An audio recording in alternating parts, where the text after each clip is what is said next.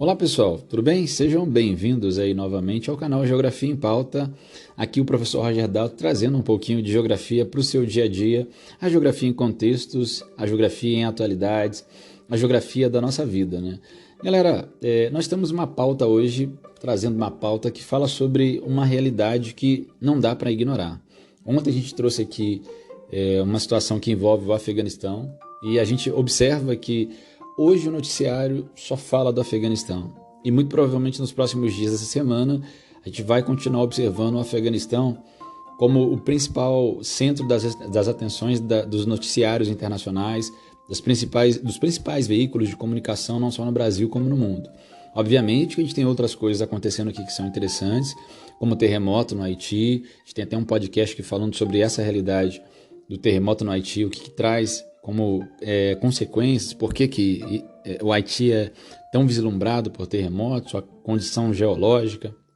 Nós temos também um podcast falando sobre a questão que envolve a ONU, o relatório climático extremamente delicado e muito importante. A gente vai falar inclusive mais sobre isso em outros podcasts, mas nesse momento não tem como ignorar, não tem como não pautar o Afeganistão. Hoje a gente se deparou ao longo do dia com diversas imagens chocantes da população tentando fugir em aviões norte-americanos, um desespero muito grande da população, de parte pelo menos da população, com essa troca do poder, com a saída das tropas americanas e o que isso pode trazer como consequência para o Afeganistão. Então as perspectivas nesse momento são muito delicadas.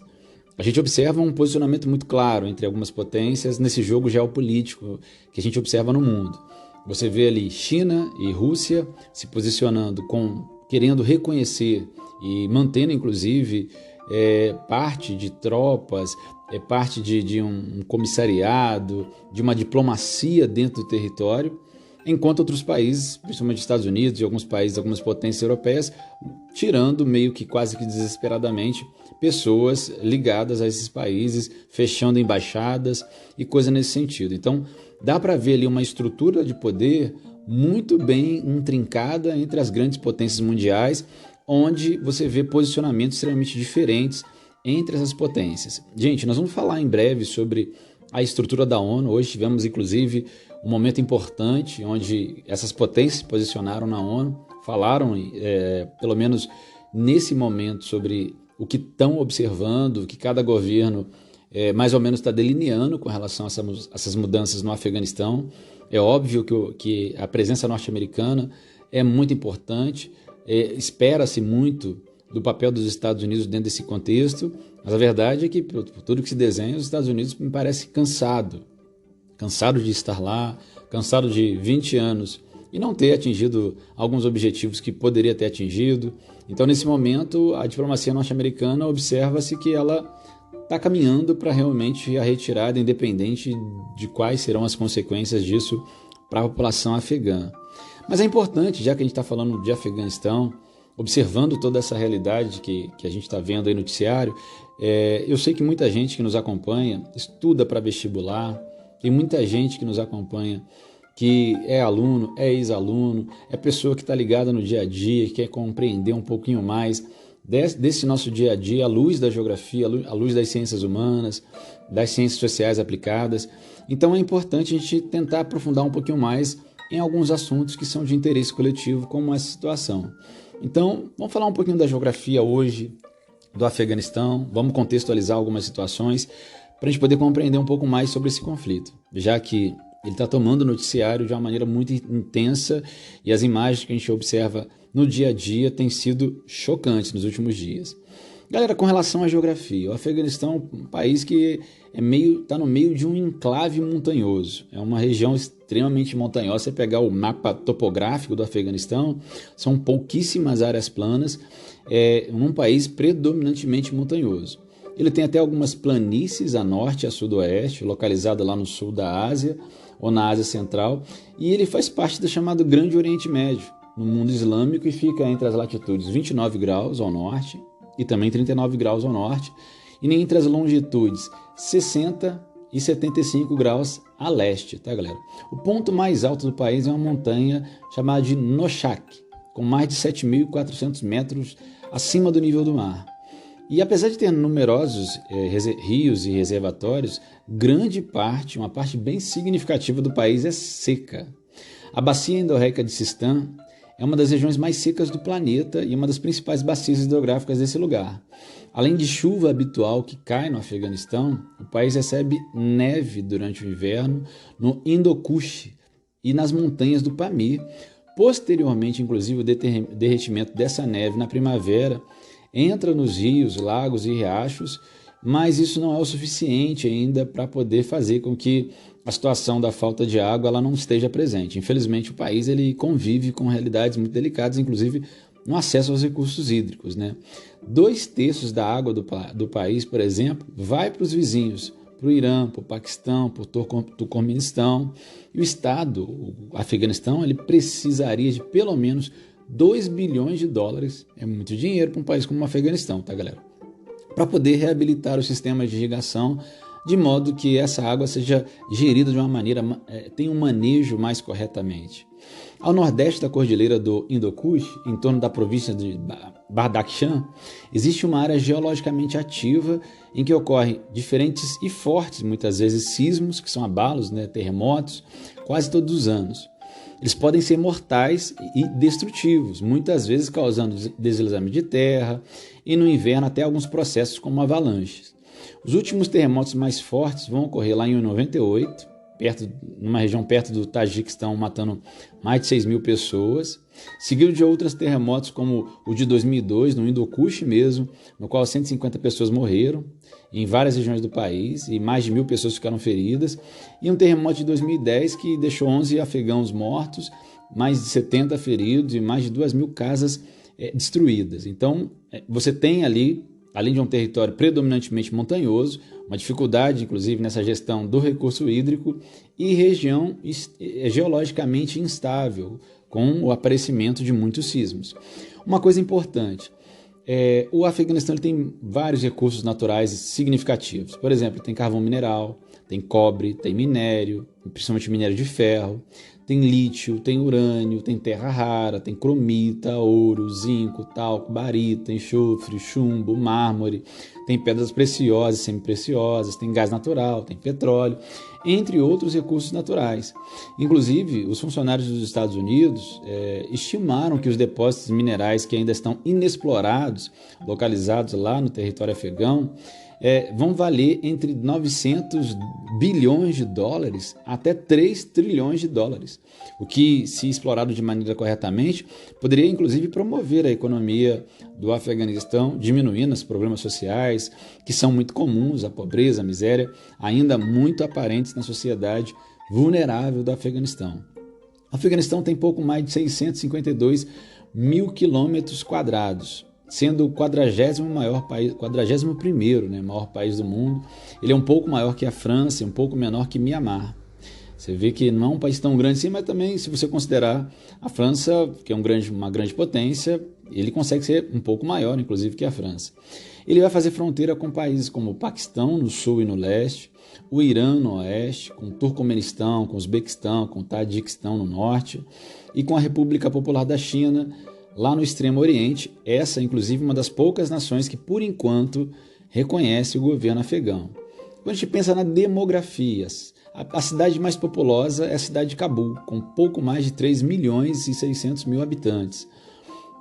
Depois vem Kandahar, Herat, Mazar, Jalalabad e outras cidades que vão ter em torno de 100, 200 mil habitantes. Realmente a população se concentra muito ferozmente na capital, com mais de quase 3 milhões e 700 mil habitantes. Só para efeito de comparação, a segunda cidade mais populosa é Kandahar, que tem pouco mais de 400 mil habitantes, então a diferença é muito grande. A capital Cabul tem uma área significativa, o que é importante, apesar de trazer alguns problemas com relação à quantidade de pessoas por quilômetro quadrado, né? Você tem ali uma população muito concentrada, muito densamente concentrada em algumas áreas, até porque você tem uma dificuldade de fixação no espaço, muitas áreas onde você tem ali uma dificuldade do próprio ser humano se fixar devido às questões naturais, como regiões muito montanhosas, o que é delicado para essa área e acaba fazendo com que a população relativa de algumas partes do território seja extremamente significativa, verdadeiros formigueiros, né? Com essa área de pouco mais de 640 mil quilômetros quadrados, o Paquistão ele tem mais de 32 milhões de habitantes. E a gente coloca aí que esses 32 milhões de habitantes por essa área dá em torno de 46 habitantes por quilômetro quadrado, quando você pensa ali na população relativa, na densidade demográfica, né? O Afeganistão é um dos países mais pobres e inóspitos do mundo, o que é muito triste. E essa instabilidade política, os conflitos internos, eles têm arruinado a débil, já frágil economia e as infraestruturas, a ponto de um terço da população do Afeganistão ter abandonado o país, segundo algumas fontes, nos últimos 30 anos, infelizmente. Segundo estimativas de 2006, a população cresce em torno de 2,67% ao ano. A natalidade está em torno de 46,6 a cada 1.000 habitantes, enquanto a mortalidade é cerca de 20,34 a cada 1.000 habitantes. Mortalidade infantil também bem elevada, com mais de 160 mortes a cada 1.000 nascimentos, né? E a expectativa de vida também é muito baixa, pouco maior do que 40 anos. A gente tem no território afegão alguns grupos étnicos, né? Sendo que os Pachuns, que tradicionalmente dominaram o país, são predominantes lá naquele território, com mais de 50% da população. Você tem outros grupos como os Hazaras, os Tadjiques e os Uzbeques, que se constituem uma parte também significativa da população, tá, galera? A maior parte, quando se pensa em religião, 99%, até um pouco mais de 99% da população é de origem afegã, é de origem muçulmana, segue a fé, professa a fé muçulmana. Cerca de 80% a 85% desses são seguidores do ramo sunita. E entre 15% e 20% vão ser seguidores do ramo xiita. E esse ramo xiita, inclusive, predominante entre os Hazaras, um dos grupos étnicos mais significativos. Tá? Você tem alguns grupos também muçulmanos não confessionais e algumas outras minorias religiosas também que têm a sua representatividade.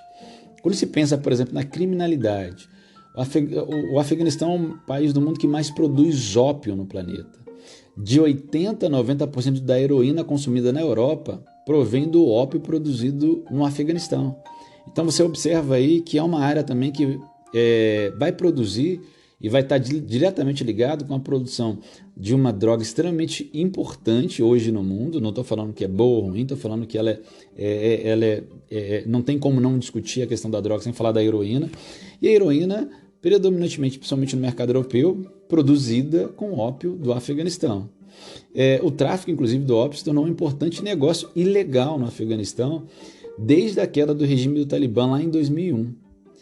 Infelizmente, é uma situação extremamente delicada. Agora, com o Talibã voltando ao poder, talvez isso mude um pouco, até porque a política deles, pelo menos a empregada lá anteriormente, ela era de combate a determinadas práticas que iam contra a interpretação mais radical das leis islâmicas. Tá? Quando você pensa na política, é um país que viveu um período de estabilidade desde 2001, com a entrada dos Estados Unidos no jogo, invadindo o território e alicerçando de bases para que houvessem eleições, mas agora essa retirada das tropas norte-americanas, a instabilidade volta, a situação delicada volta, e quando se pensa, por exemplo, em direitos humanos, na Anistia Internacional, a gente vai ver muita tortura, relatos, né, de tortura, de maus tratos, infelizmente, perseguição política, perseguição religiosa, perseguição a jornalistas, perseguição a grupos étnicos minoritários. Então, são várias situações muito delicadas que envolvem o território afegão e que, infelizmente, nesse momento de instabilidade política, a gente não tem certeza de quais caminhos aí o Afeganistão ele vai tomar.